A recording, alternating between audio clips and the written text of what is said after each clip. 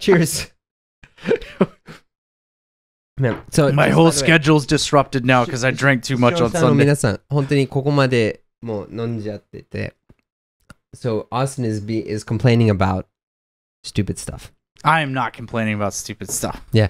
Sorry, this is actually might be a little bit loud, so I'm just going to turn down the Oh, okay. volume a little bit. Super loud. Well, Okay, so I mean, Austin. you get more loud when you start drinking. That's so. true. So what are we talking about today, Austin? Okay, so we're gonna try and stay on topic this time because we tried actually filming this episode twice now. Okay. This is the third This time. is the third time. This is Yeah, the third yeah, time yeah. we tried to do this episode, and both times we've gone completely sidetracked and talked about something else. So we're gonna stay on topic. Okay. We're gonna talk about drug and alcohol. Yeah. And tobacco use here Yeah. in Japan versus in America. Yeah. 'Cause- First, let's go like section by section. So first, let's talk about the simplest thing to talk about would be tobacco use. Yeah. Cigarettes. So, I think this is a really interesting thing because when you look at, I want to compare it to drugs really quick. So Japan's really strict on drugs, Mhm. right? There's very, very strict laws, even on whatever drug you want to list, right? However, up until recently, tobacco use has pretty much been unrestricted, Mm-hmm. right? I remember coming here 10 or 15 years ago, and you could smoke anywhere. Yeah, You could right. smoke on train platforms. There was no smoking room. It's like there were even teachers smoking at my school. Okay. They would go outside to smoke, but they'd still smoke on campus. Versus in America, at least in on the West Coast, tobacco use is like severely prohibited. Yeah, yeah. You're not allowed to smoke in public areas. You're not allowed to smoke at all on a school campus. You have to go all the way off campus to smoke if you're a teacher. Yeah. If you're a student, you just go behind the school. But there's you'll see anti-smoking ads everywhere. Yeah. And growing up, you would see. Do you remember Dare? Yeah. Yeah, and like remember all the commercials they would show for Dare being like, they would show like, I think it was like a pork shoulder. Okay. At least that's what it looked like. They would show like a pork shoulder and be like, this is what your lungs will look like after you smoke cigarettes. Okay. You know? And I remember seeing that and growing up and thinking cigarettes were just the worst thing ever. Yeah, me too. Right? Me too. And recently in Japan, I think that started to kick in because like you're not allowed to smoke in most public areas in Tokyo now. There's like designated smoking sections, and I actually feel kind of bad for the teachers at my school because there's a number of teachers who smoke, and obviously you're not allowed to smoke at school. So it's like if they want to take a smoke break, they gotta like run all the way over to like 7-Eleven, and there's like a designated smoking area inside 7-Eleven. But it's really crazy how like different the tobacco use cultures are here. Well, let's talk about that for a bit. So so I forget, what year were you born? So I was born in 1990. 1990, right? Yeah. So I was born in 91, right? So, but you grew up in the United States, Yeah. and up until 99, I was in Germany, Okay. right? So I think the tobacco culture there would be very different too. Sure. So like the first thing that I remember is that when I moved to the United States in 1999, cigarettes just smelled terrible. Oh, they had a different smell. Yeah, I Really? feel like cigarettes in Europe smelled better. Interesting. There was a different smell. That's and- so interesting. and people did that everywhere, you know, too. And when I first came to Japan, there were plenty of places that still had lots of like places where you could smoke outside or you could smoke in the restaurant. And it was much more free. But when I came to the United States, it was almost like you were a bad person if you smoked. Absolutely. Yeah. Yeah. I mean, like there were times that people could get. I'm going to use the word attacked, but I don't actually mean attacked, but Like people verbally. come up verbally. They'll verbally attack and be like, "How dare you smoke right here?" Yeah. You know, the laws.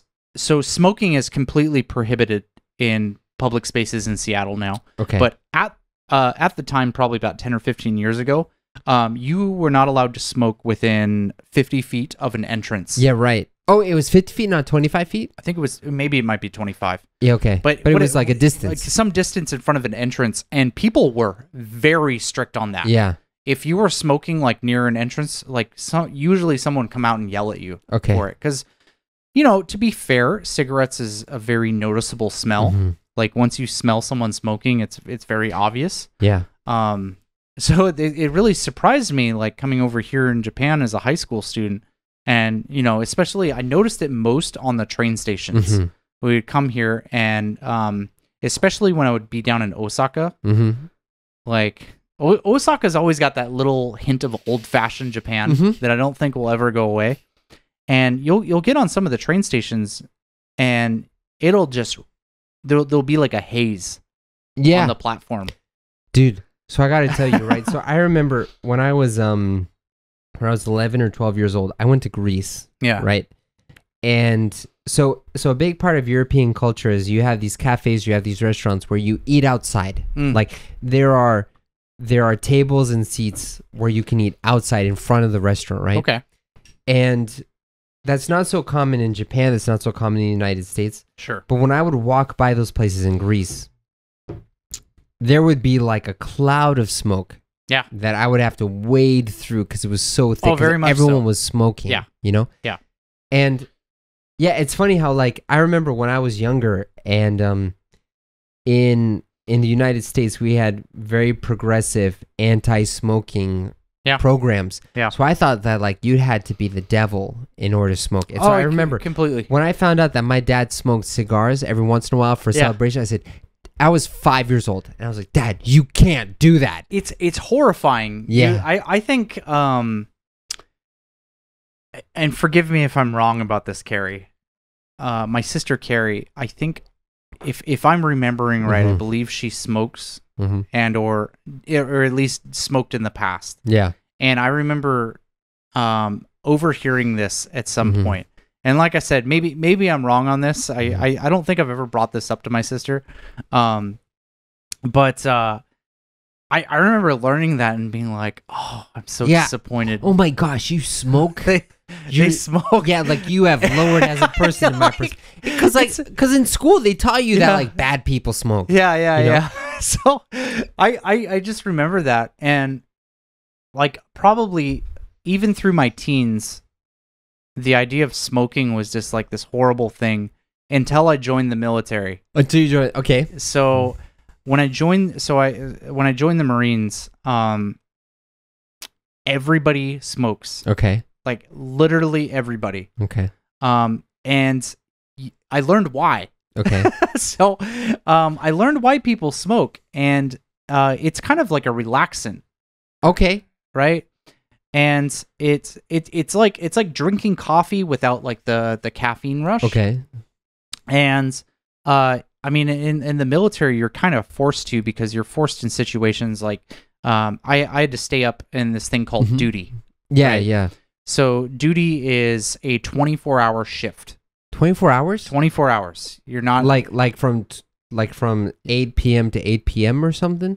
Well, that's 12. Well, yeah, no, that is 24 hours. But the shift would start at 8 a.m. Okay. Right? From 8 a.m. to 8 a.m. 8 a.m. to 8 a.m. And you're not allowed to sleep. You're usually just standing in one place. Man. And you have to be coherent the entire time. Okay. Because somebody can come in, or there can be some issue or some event that you have to be like alert and ready to handle. Right. Right? And it is boring. Yeah. It is really, really, keeping yourself really alert boring. for 24 hours is like the hardest thing to do, man. Oh my God, it's the worst experience ever.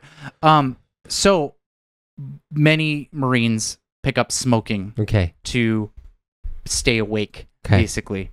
Especially because like, coffee, you'll eventually hit like a caffeine crash. Yeah, right. But it's like you just smoke a cigarette like every 20 minutes or an hour or whatever, and you can kind of like remain coherent. Yeah. And so I picked up smoking for a bit, and luckily I never got addicted. I dropped the habit like pretty much immediately after I got out of the military.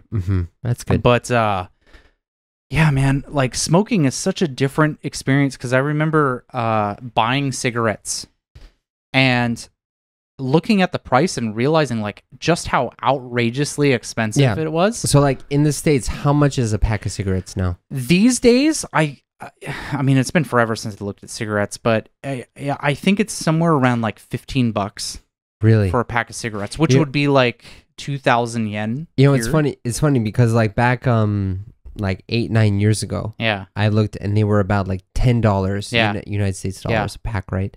So yeah, it's funny how it's like the taxes on cigarettes are getting higher every year. They are heavily taxed. Yeah.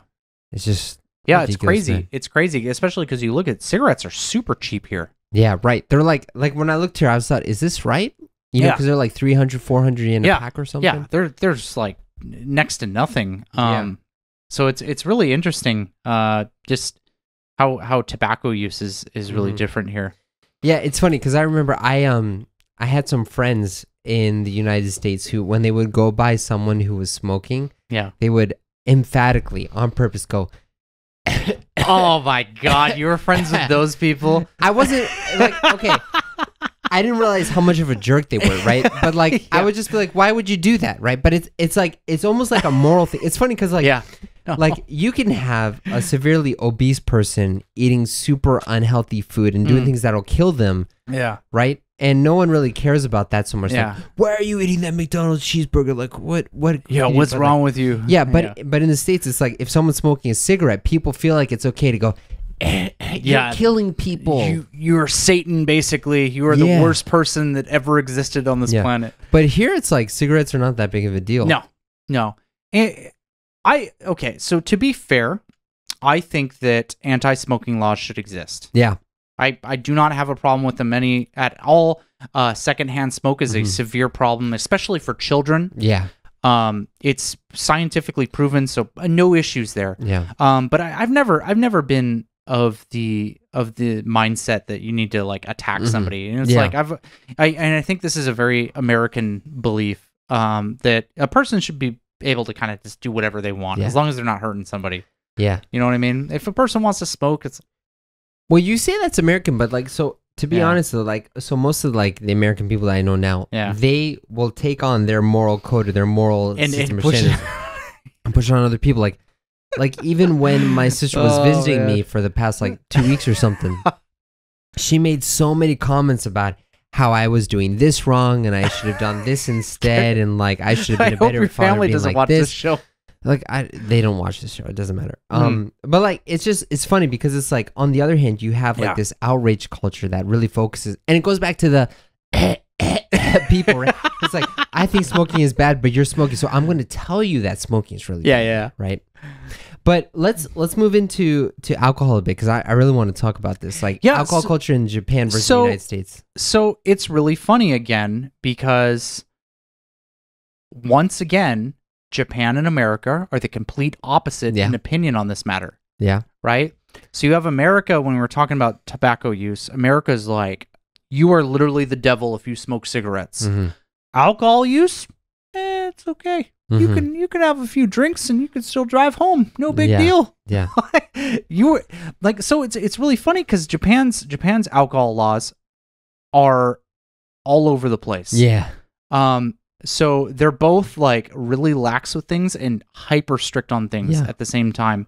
So a perfect example is I could take this bottle right now as it is, go onto the train and drink it on the train. We've drunk this so fast. There's like such little left. But you know what I mean? Like I could literally drink this on the train. Yeah. And people would look at me and be like, oh my God. You know what I mean? It's like, it's not socially accepted, but it's not illegal. It's not illegal. If I were to do the same thing in America... Okay, you can put this down now. Okay, okay, fair enough. If I were to do the same thing in America, there's a pretty good chance I get arrested. Well, yeah, because straight up, drinking outside in public is illegal. Drinking alcohol is illegal. If it's noticeable that it's alcohol. So there's the brown paper bag rule. So if you put a brown paper bag around the that bottle, magically makes it not alcohol. Yeah, it's funny because it's like so it's funny because like America is super confusing on this because it goes back to like the Prohibition days in the 20s when alcohol consumption was made illegal, right? So I remember. So if you look at this up, you'll see. But they had like these packets of dried wine or something, and dried wine, or something like that. And they said basically, you shouldn't do this, but if you were to make this into alcohol, you should do it this way. And they had those instructions on, like they said, we don't recommend you do this, but if you wanted to do this, you could do it this way. So, funny anecdote. Okay. Okay, we're going to go on a little tangent here. Do you know why you will get violently ill if you drink mouthwash? I've never drunk mouthwash, so I don't know, but okay. Okay. Well, don't do it because you will get violently ill. Okay. The reason why, and it's not just mouthwash, but it's also rubbing alcohol.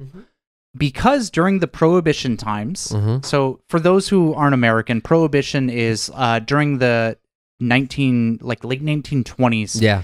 Alcohol was completely banned in America. Consumption. You couldn't. Yeah, alcohol consumption was completely banned in America. They, for whatever reason, I think it's probably because people partied a little bit too hard in the 20s. They decided to completely ban alcohol. So there was all these ways to get around the law, right? And so this is referred to as the Prohibition era. Yeah. And during the Prohibition era, people couldn't get alcohol, so they looked at mouthwash, which often contained alcohol, and they looked at rubbing alcohol and saw alcohol there, and they're just like, wow, I will drink this. And many people died because they're drinking pure ethanol. Yeah, right.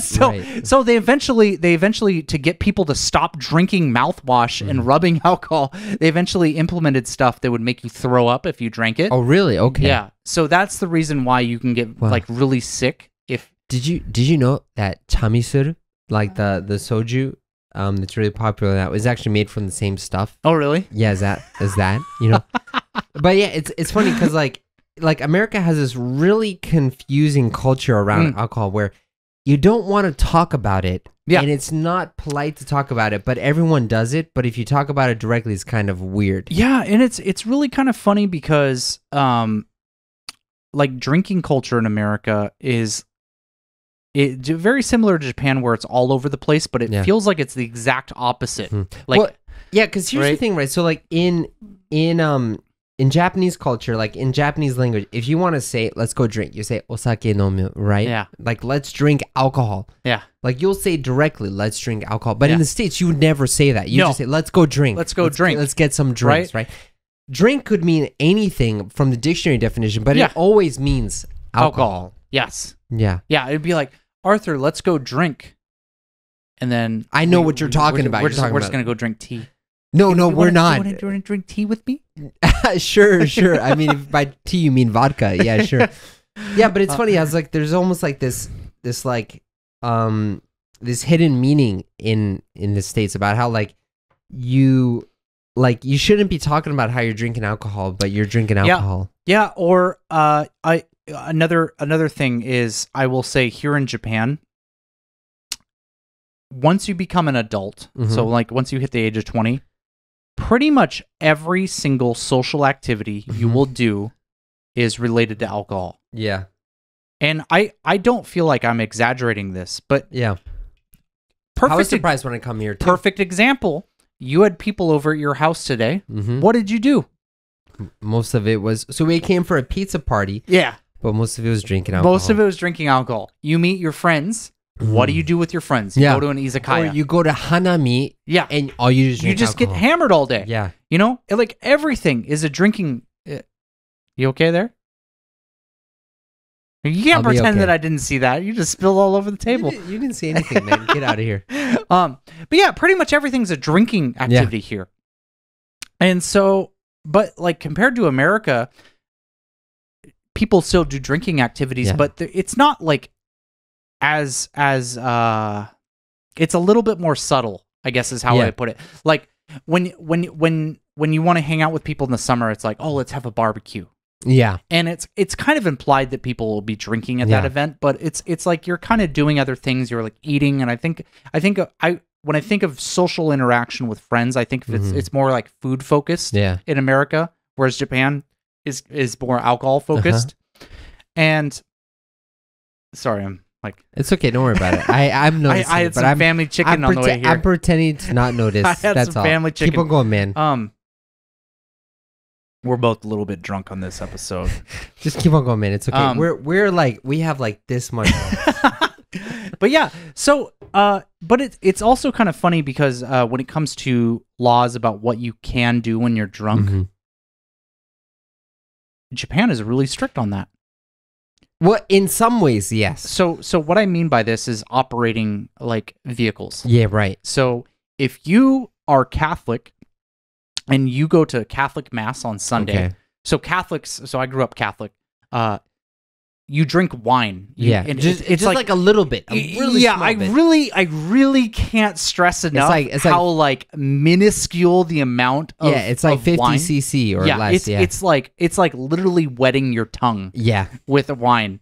So you'll do this every Sunday. You go to Mass, which is basically just going to church, right? Yeah. And at the end of Mass, you'll have like a little bread wafer, and you'll have like a little tongue dab of wine. Don't be that person that goes to Catholic Mass. A tongue dab. Just on the gob. Gross, man. Don't do that in front of me ever again, okay? But yeah, so according to Japanese law, you would not be able to drive at that point. Yeah. Because you have consumed alcohol. Yeah. And if you were to take a breathalyzer test, there would be an amount of alcohol that would come up. Yeah. Right? Whereas in America, it's like there's technically a law where it's like 0.8%. Yeah. If you take like a breathalyzer test. But there's kind of like an unwritten rule where it's just like, I mean, it just go with your feeling. Yeah. Well, I mean, you know what I mean? Yeah. So I mean, to be honest, so like I when I go back to the States and I go and I get a beer with my parents, right? Yeah.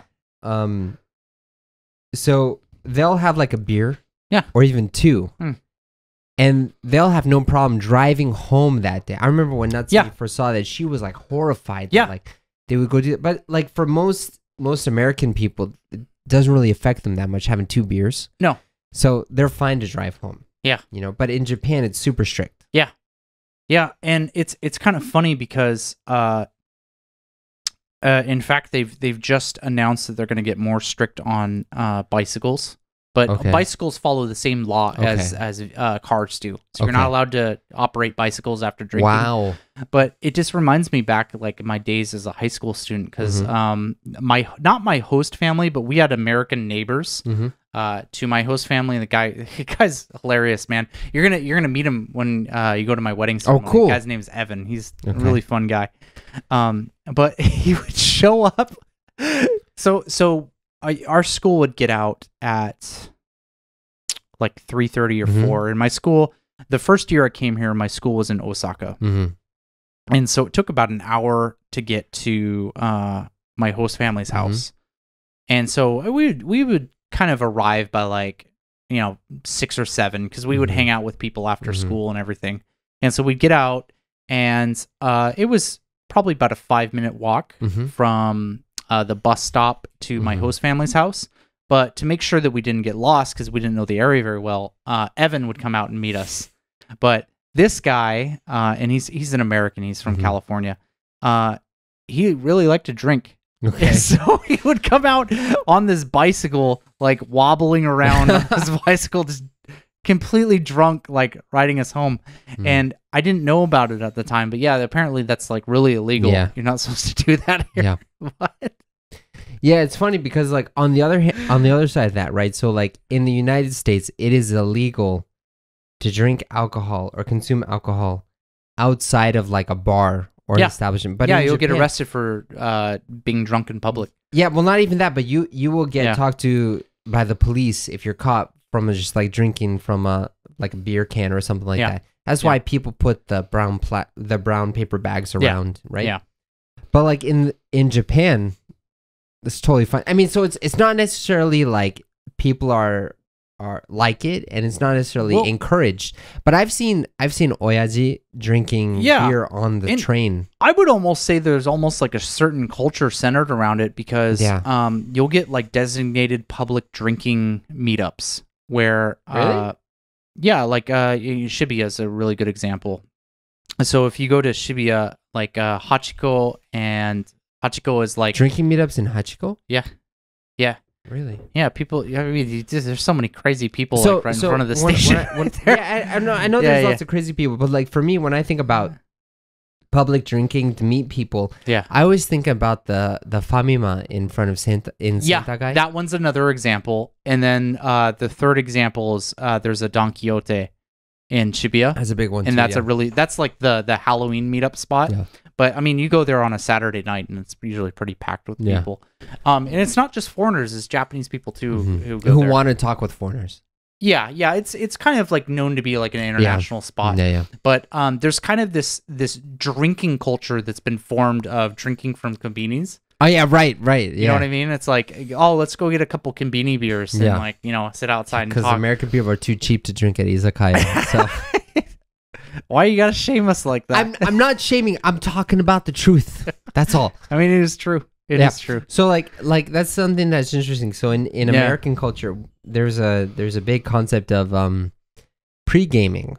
Yes. You know, so before the game, before the actual thing. So a lot of times what people do is before they go to a club or before they go to like the main event, they will drink a lot so that they already get drunk a little bit. They get tipsy. Yeah, and the reason is because like the drinks are insanely expensive. Yeah, they're super expensive. They'll save money that way, right? Yeah. But yeah, so that pre-gaming culture has moved to Japan too. That's like the famima. Yeah. You know? Yeah, it absolutely has. Yeah.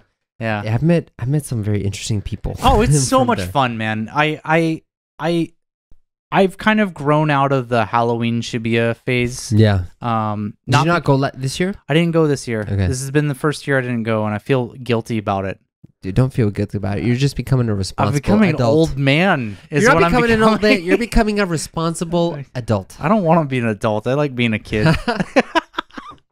But I forget what we were talking about. We were just talking about drinking outside and how it's legal. But yeah, it's really interesting how that's like appeared, and I don't know if it existed when I came here in high school, because obviously I was drinking with my classmates, but we weren't going to Namba or whatever. Yeah, right. But it feels like it's just appeared in the past like 5 or 6 years.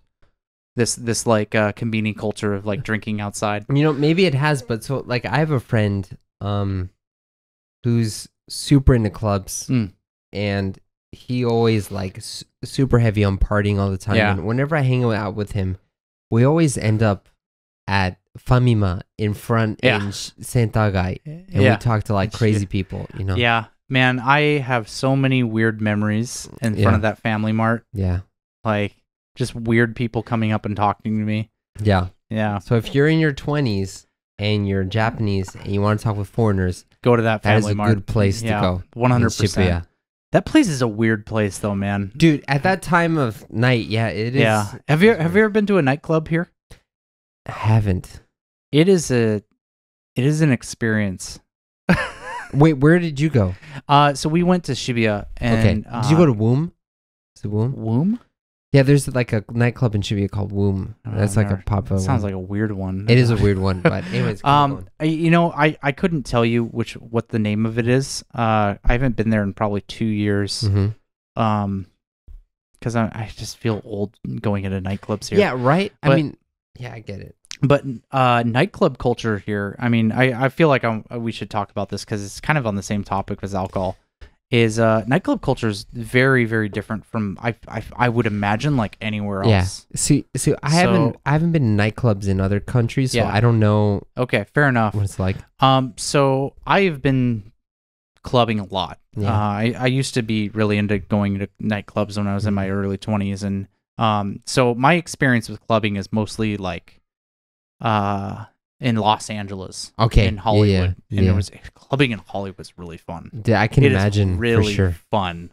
Like if you guys ever go to Hollywood, go to some nightclubs there. Specifically, Sunset Boulevard. Okay, Sunset Boulevard. Which is it's kind of like near what's that pier called? Not Monterey. Starts with the M. I have no idea, dude. Okay, I'm from the East Coast.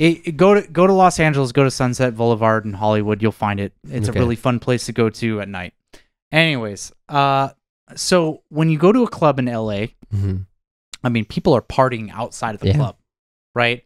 And the music's really loud, and you go in, and everyone's like, right, like all dancing and everything, right? And so that was my experience. It's like it's you have no personal space. You're dancing with everybody. You can go up and dance with random people, and that was all fun. Yeah. And when I first moved here, there were my ex-girlfriend's friends were really into salsa dancing, and so I got taken salsa dancing, and we went out to Roppongi, and we went to like the salsa club, and it was kind of like a similar atmosphere. Okay. And I think because the reason is because most of the people there were foreigners or Japanese people who had experience living abroad, and so they kind of were influenced by that culture. So I was like, all right, clubs are kind of like the same as America. Yeah. And then a couple of years ago, I